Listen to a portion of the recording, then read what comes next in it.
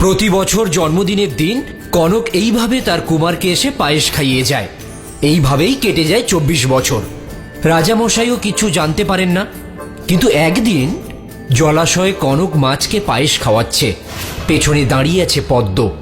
এই দৃশ্য দূর থেকে রত্না লক্ষ্য করে। ও আচ্ছা, এই ব্যাপার। যাই গিয়ে রানীমাকে খবরটা দি। কি বলছিস তুই রত্না? তার মানে রাজকুমার এখনো মরেনি? সে মাছ হয়ে জলাশয়ে রয়েছে? হ্যাঁ রানীমা। বেশ, মহারাজকে খবর দে।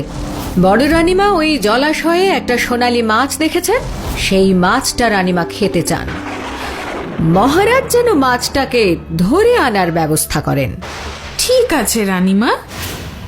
রানীমা, রানীমা, সর্বনাশ হয়ে গেছে, সর্বনাশ হয়ে গেছে। কি হয়েছে? বড় রানীর ইচ্ছেতে মহারাজ ওই জলাশয়ে জাল ফেলার নির্দেশ দিয়েছেন। বড় রানীর ওই সোনালী মাছ খাওয়ার ইচ্ছে হয়েছে রানীমা। হায় ভগবান, কি হবে এবার? রানীমা, আমি বরং কুমারকে হাঁড়ি করে নদীতে দিয়ে আসি। হ্যাঁ, নইলে কুমার ধরা পড়ে যাবে। তাই কর, কপালে যা আছে তাই হবে। আমি আসি রানীমা। জয় মহারাজের জয়। কি খবর মন্ত্রী? আমার আদেশ পালন করা হয়েছে? মাছ কি পাওয়া গেছে? আগে মহারাজ, আপনার আদেশ মতো জাল ফেলা হয়েছিল জলাশয়ে, কিন্তু কোনো মাছ তো পাওয়া যায়নি। সে কি কথা? হ্যাঁ মহারাজ, আর জেলেরা বলছে তারা কোনোদিন ওই রকম কোনো মাছ জলাশয়ে দেখেনি। কিন্তু বড় রানী যে বলল। জয় মহারাজের জয়। বলো দূত, কি সংবাদ? ছোট রানীমা বার্তা পাঠিয়েছেন। কি বার্তা? ছোট রানী বলেছেন যে আপনি যেন রাজকুমারের জন্য রাজকুমারীর ব্যবস্থা করেন, কারণ 25 বছর প্রায় পূর্ণ হতে চলল। 25 বছর? হ্যাঁ হ্যাঁ, ঠিকই তো। ছোট রানী আমায় বলেছিল। তার মানে কি আমার রাজকুমার বেঁচে আছে? আর ছোট রানী সেটা জানে? মন্ত্রী, দেখো তো কোনো ভালো রাজকুমারীর সন্ধান পাও কিনা। হ্যাঁ মহারাজ, আমি একজন বিবাহযোগ্য রাজকুমারীর সন্ধান জানি, ওই দিগন্তপুরের রাজকুমারী বসুন্ধরা। বেশ, তাহলে তার সাথেই রাজকুমারের বিবাহ দেবার ব্যবস্থা করো। আর ছোট রানীকে খবর পাঠাও যে রাজকুমারীর ব্যবস্থা হয়ে গেছে।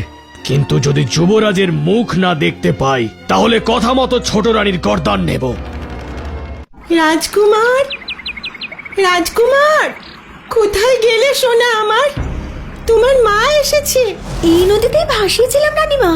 মহারাজ তো রাজকুমারীর সন্ধান পেয়ে গেছেন। এখন যদি রাজকুমারকে খুঁজে না পাওয়া যায় তাহলে অনর্থ হয়ে যাবে।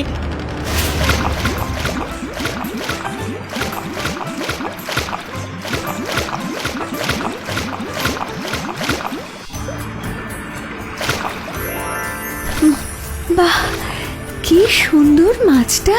ওমা, তাই তো।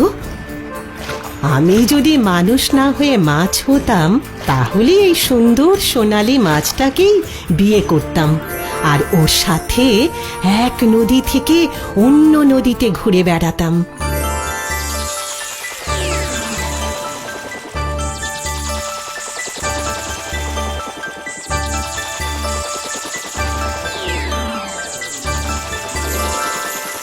আমি নিকুঞ্জপুরের রাজপুত্র।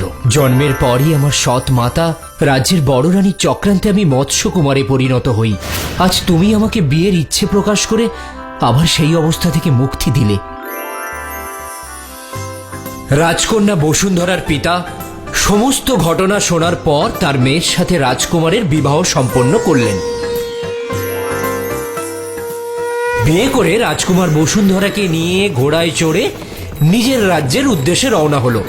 আর ওদিকে নিকুঞ্জপুরে আজ 25 বছর পূর্ণ হয়ে গেল, কিন্তু তুমি আমার রাজকুমারের মুখ দেখাতে পারলে না।